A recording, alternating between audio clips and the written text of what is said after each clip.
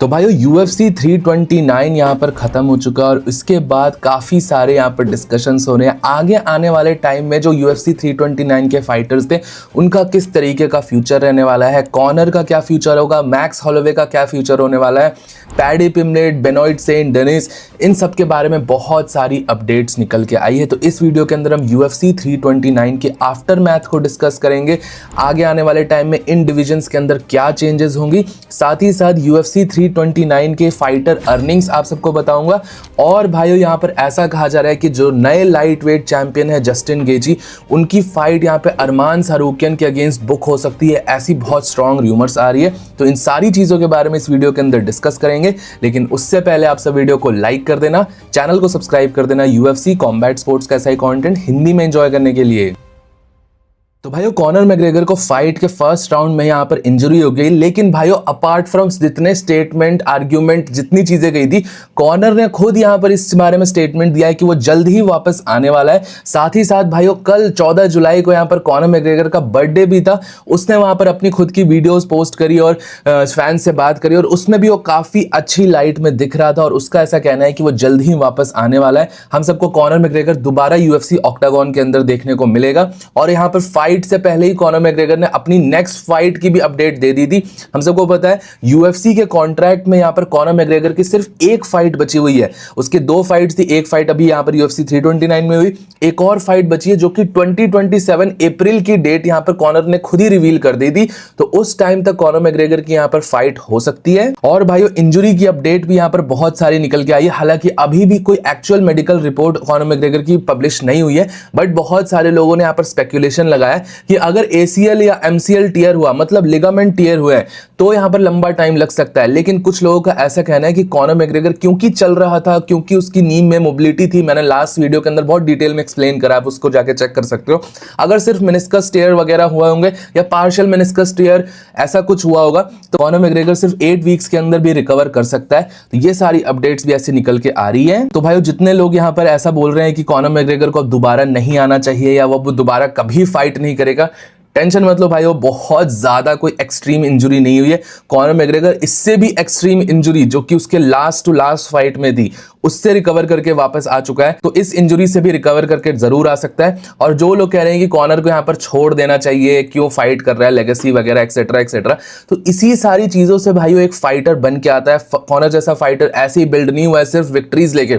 ये सारी चीजें, ये आउटसाइड द ऑक्टागन बैटल्स को भी विन करना, अपनी मेंटल जो डीमंस है उनको कॉन्कर करना, फिर फाइट करना, ये सारी चीजें भी आपको एक फाइटर बनाती है। और भाइयों as a combat sports fan भी जितनी हम सबको क्यूरियोसिटी थी, जितनी एक्साइटमेंट थी, वो बिल्कुल भी फुलफिल नहीं हुई है यहाँ पर कॉनर की लास्ट फाइट में। तो भाइयों Conor McGregor as a fighter हम सबको एक अच्छी फाइट तो वो करता है, चाहे वो जीते या हारे। हम सब ने पहले भी बोला है, हमें फर्क नहीं पड़ता कॉनर जीते या हारे, हम सबको उसकी एक प्रॉपर फाइट देखनी है और वो शायद हम सबको नेक्स्ट फाइट में देखने को मिल सकती है। और इसी रिगार्डिंग भाइयों हबीब नुरमागोमेडोव के कोच हावियर मेंडिस ने यहाँ पर कॉनर मैग्रेगर की तारीफ करते हुए स्टेटमेंट्स दिए। मैंने देखा भाई बहुत बंदे यहाँ पर जिनको एक्चुअल फाइटिंग एक्सपीरियंस नहीं हो, कॉनर को ट्रोल कर रहे हैं, मीम्स बना रहे हैं। ठीक है, समझ में आता है, आप सब फ्रस्ट्रेशन में आके ये सारी चीजें कर रहे हो, लेकिन जो एक्चुअल ओजीज हैं, जो एक्चुअल कोचेज हैं, फाइटर्स हैं, वो कहीं ना कहीं कॉनर मैग्रेगर को यहाँ पर रिस्पेक्ट दे रहे हैं। हावियर मेंडिस जो कि हबीब नुरमागोमेडोव का कोच था, उसने यहाँ पर ये बोला है कि वो यहाँ पर रिस्पेक्ट करता है कॉनर मैग्रेगर को और कॉनर मैग्रेगर को एक वॉरियर बोला,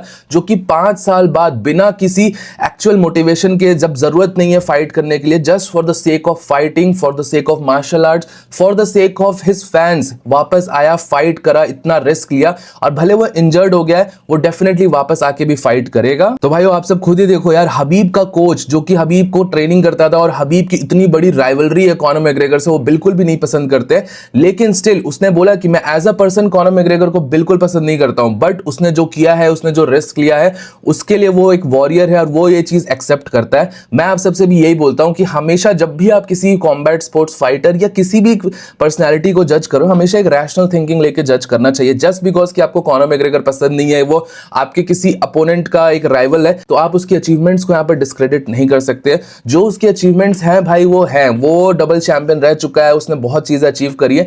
जस्ट बिकॉज कि उसकी हबीब से राइवलरी थी, तो उसकी यहाँ पर सारी अचीवमेंट नलीफाई नहीं हो जाती है। वो एक ग्रेट फाइटर है, ग्रेट फाइटर रहेगा और ये एक फैक्ट है। हाँ, वो एज अ पर्सन बहुत बुरा है, आउटसाइड द ऑक्टागन उसने काफी सारी चीजें ऐसी करी है जो कि बिल्कुल भी रोल मॉडल जैसा नहीं है, और उसको एज अ रोल मॉडल आप शायद ले सकते हो, नहीं ले सकते हो, बहुत लोगों को पसंद है नहीं पसंद है, वो अलग चीज है, लेकिन जो रियलिटी है, जो फैक्ट है, उसको एक्सेप्ट करना चाहिए। मैं हमेशा यही बोलता हूं भाइयों, फैन बन के रह सकते हो आप किसी भी फाइटर के, किसी भी सेलिब्रिटी के, बट अंधभक्ति भाइयों किसी की भी सही नहीं है। जो रियलिटी है उसको एक्सेप्ट करना, उसको रिकॉग्नाइज करना आपको एक बहुत रैशनल ह्यूमन बीइंग बनाएगा। बाकी भाइयों बहुत सारी यहाँ पर रिपोर्ट्स ऐसे निकल के आ रही थी कि कॉनर मैग्रेगर फाइट से पहले ही इंजर्ड था, उसको पता थी ये इंजरी थी, बट वो स्टिल फाइट के अंदर गया, या फिर वो उसने फाइट के अंदर एक्टिंग वगैरह करी है, ऐसी चीजें बोली जा रही है। तो कॉनर मैग्रेगर के हेड कोच जॉन कैवेना ने यहाँ पर एक स्टेटमेंट दिया, और उनका ऐसा कहना है कि ये जो सिमिलर किक कॉनर मैग्रेगर ने इस फाइट के अंदर थ्रो करी है, ये किक उन्होंने स्पारिंग के अंदर 1000 बार थ्रो कर ली है। इनफैक्ट फाइट से पहले ड्रेसिंग रूम में भी ये किक काफी बार कॉनर ने थ्रो करी, लेकिन ये इंजरी थी,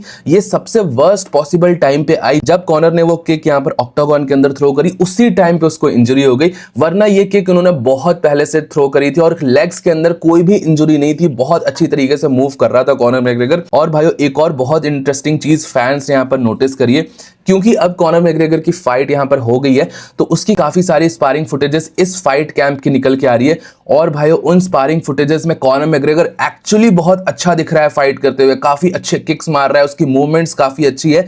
मैं ये नहीं कहूंगा प्राइम मैग्रेगर जैसा मूव कर रहा है, बट काफी अच्छी मूवमेंट्स वगैरह लग रही थी। और बहुत सारे लोग जो ये बोल रहे थे कि वो फाइट से पहले काफी प्रेशर में दिख रहा था, ऑक्टागन के अंदर स्ट्रेस था, मे बी भाई 5 साल बाद वो फाइट कर रहा था, उसके अंदर थोड़ा प्रेशर था, लेकिन भाइयों अगर फाइट थोड़ी लंबी चलती, 1 2 3 4 मिनट बाद कॉनर मैग्रेगर जब सेटल डाउन होता, तब हम सबको उसकी एक्चुअल स्किल्स और उसकी जो प्रिपरेशन थी हम सबको देखने को मिलती, और बहुत अच्छी फाइट हो सकती थी ये। तो भाइयों डेफिनेटली ये एक फ्रीक इंजरी के कारण काफी सारा एंटरटेनमेंट रह गया है हमारा, जो कि शायद नेक्स्ट फाइट के अंदर फुलफिल हो जाए। आपका क्या सोचना है इस बारे में, आपसे मुझे नीचे कॉमेंट सेक्शन में जरूर बताना। और अब भाइयों बात करते हैं यहाँ पर UFC 329 के सबसे बड़े पे आउट्स के अंदर। कॉनर मैग्रेगर UFC 329 के अंदर फाइट हार तो गया, लेकिन इस फाइट के अंदर उसने एक बहुत मैसिव पर्स अर्न करा है। तो UFC 329 में फाइट करने के कॉनर मैग्रेगर को ऑलमोस्ट $30 मिलियन मिले हैं, जो कि इंडियन रुपीस में 280 करोड़ से भी ज्यादा होते हैं। और कंसिडरिंग कि ये फाइट भाइयों सिर्फ 69 सेकंड्स चली है, तो कॉनर मैग्रेगर को पर सेकंड 4.5 करोड़ का पे आउट मिला है UFC से, और इतना बड़ा पर्स आज तक किसी भी UFC फाइटर को UFC ने नहीं दिया है। और रही बात कॉनर के अपोनेंट मैक्स हॉलोवे ने इस फाइट से सिर्फ $5.6 मिलियन अर्न किए, जो कि इंडियन रुपीस में 53 करोड़ होते हैं। इवन दो वो फाइट जीत गए, उनकी अर्निंग्स कॉनर मैग्रेगर के आसपास भी नहीं है। और को मेन इवेंट में पैडी पिमलेट ने $1.8 मिलियन अर्न किए, जो कि इंडियन रुपीस में 17 करोड़ रुपीस होते हैं। बाकी बिनॉइड सेंट डेनिस को $400,000, रॉबर्ट विटेकर को $370,000 ऐसे रिपोर्टेड फाइट पर्सेस इन फाइटर्स के यहाँ पर रिवील हुए हैं। और भाइयों आपके हिसाब से अर्निंग्स फेयर है या नहीं, मुझे नीचे कमेंट सेक्शन में अपना ओपिनियन जरूर बताना। और अब भाइयों बात करते हैं कि आने वाले टाइम में यहाँ पर क्या फाइट्स बन सकती हैं UFC के अंदर। तो भाइयों को मेन इवेंट के अंदर पैडी पिमलेट ने काफी अच्छी विक्ट्री निकाली, और उसके बाद यहाँ पर एक वीडियो क्लिप सरफेस हो रही है जिसमें पैडी पिमलेट ने डेना वाइट से मैक्स हॉलोवे के अगेंस्ट फाइट की डिमांड करी थी। और उनको ऐसा कहना है पैडी पिमलेट का कि वो मैक्स हॉलोवे से फाइट कर सकता है, डेना वाइट से उसने डिमांड करी है। और डेना वाइट ने फिलहाल के लिए पैडी पिमलेट को कहा है don't eat too much pizza. मतलब पैडी पिमलेट फाइट के टाइम पे तो अच्छा रहता है, फिट रहता है, लेकिन फाइट के बाद वो काफी ज्यादा वेट गेन कर लेता है। तो ये सारी चीजें यहाँ पर ध्यान में रखनी पड़ेगी अगर मैक्स हॉलोवे के अगेंस्ट पैडी पिमलेट को फाइट लेनी है तो। और ये कहीं ना कहीं एक इंटरेस्टिंग फाइट भी हो सकती है। मैक्स हॉलोवे की कभी पैडी पिमलेट से फाइट नहीं हुई है, और वो भी अभी एक ओपोनेंट खोजेगा। हालांकि मैक्स ने बोला है कि वो इस साल के बाद ही अब फाइट करने वाला है, इवन दो इस फाइट में उसको कोई डैमेज नहीं मिला है, बट वो अपनी फैमिली के साथ थोड़ा टाइम स्पेंड करेगा। ऑब्वियसली मैग्रेगर के अगेंस्ट उसने ऑलमोस्ट 50 करोड़ रुपए अर्न किए, उससे ज्यादा ही अर्न किए होंगे कहीं ना कहीं। तो ये सारी चीजों को अब वो एंजॉय भी करना चाहेगा कहीं ना कहीं। बाकी भाइयों फाइट्स का रिगार्डिंग यहाँ पर और बात करें तो UFC के लाइट वेट चैंपियन जस्टिन गेची के मैनेजर अली अब्दुलअजीज ने एक स्टेटमेंट दिया है कि जस्टिन गेची की नेक्स्ट फाइट यहाँ पर टारगेट करी जा रही है, और जस्टिन उसी फाइटर के साथ फाइट करेगा जिससे उसने कभी पहले फाइट नहीं करा है, और ये एक बहुत बड़ा नाम होने वाला है। और इसी से यहाँ पर ऐसी स्पेकुलेशन निकाली जा रही है कि जस्टिन गेची की कहीं ना कहीं मोर और लेस सबसे फाइट ऑलरेडी हो रखी है टॉप के डिवीजन में, लेकिन उसकी अरमान सारूकियन से कोई फाइट नहीं हुई है, वही सबसे ज्यादा डिजर्विंग है इस टाइम पे। तो अरमान सारूकियन के अगेंस्ट यहां पर फाइट ऐसी बोली जा रही है कि जस्टिन गेची की हो सकती है। अब भाइयों अभी के हिसाब से तो ये सिर्फ स्पेकुलेशन है, जस्टिन गेची फाइट करेगा या नहीं करेगा अरमान से, अरमान की तरफ से भी कोई अपडेट नहीं है। अरमान ने रिसेंटली यहां पर RAF के अंदर कंपीट करा था, हर हफ्ते वो RAF के इवेंट में कंपीट कर ही रहा है, तो ये सारी चीजें चल रही हैं, कुछ सॉलिड अपडेट आएगा तो आप सबको बता दूंगा। बाकी भाइयों आप सबको एक और हिंट देना है कि आगे आने वाले टाइम में कुछ दिनों के अंदर एक बहुत बड़ी अपडेट आप सबको यहाँ पर मिलने वाली है अरमान सारूकियन से ही रिलेटेड अपनी इंडियन एमएमए कम्युनिटी के अंदर। तो ये अपडेट हालांकि मेरे को अभी इस टाइम पर पता है, बट ऑब्वियसली मैं उसको रिवील नहीं कर सकता हूं। बट भाइयों आप सबको इतना हिंट दे सकता हूं कि एक बहुत बड़ी फाइट यहाँ पर मटेरियलाइज हो रही है। आप सब भी अगर इसको सुनोगे तो बहुत ज्यादा शॉक हो जाओगे। तो इस तरीके से चीजें चलने वाली है। बाकी आप सबका क्या ओपिनियन है, आप सब इस फाइट को नीचे कॉमेंट सेक्शन में गेस करने का ट्राई करो। टिल देन भाइयों वीडियो पसंद आया होगा तो प्लीज वीडियो को लाइक, चैनल को सब्सक्राइब कर देना। मिलता हूं सबको नेक्स्ट वीडियो में अगले अपडेट के साथ। Bye bye.